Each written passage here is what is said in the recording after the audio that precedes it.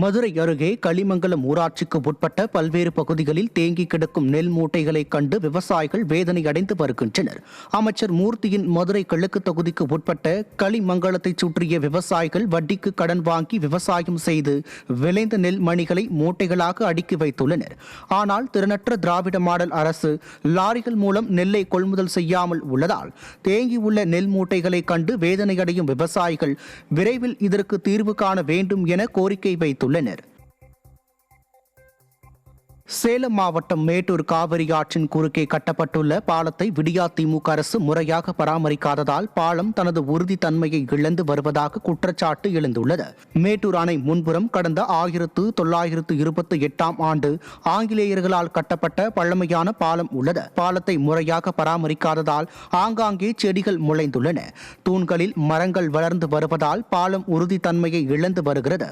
எனவே ஆழ்ந்த தியானத்தில் உள்ள திறனற்ற திமுக அரசின் அதிகாரிகள் பாலத்தை பராமரிக்க நடவடிக்கை எடுக்க வேண்டும் என மக்கள் வலியுறுத்தியுள்ளனர்.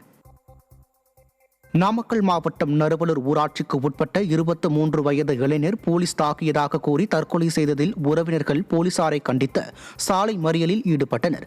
மணிகண்டன் என்ற இளைஞர் இரவு வீடு திரும்பிய போது மது அறிந்துவிட்டு வாகனம் ஓட்டியதாக கூறி போலீசார் சோதனை செய்த போது தாக்கியதாக தெரிகிறது.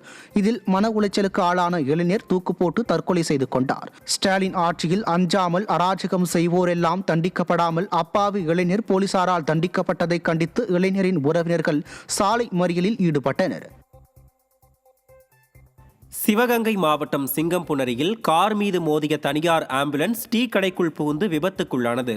சிங்கம்புணரி அண்ணாநகர் பகுதியைச் சேர்ந்த சிவகுமார் என்பவர் சென்னையில் தனியார் ஆம்புலன்ஸ் ஓட்டுநராக பணிபுரிந்து வருகிறார். இந்நிலையில் இவர் சிங்கம்புணரியில் இருந்து சென்னைக்கு ஆம்புலன்ஸில் சென்று கொண்டிருந்தார்.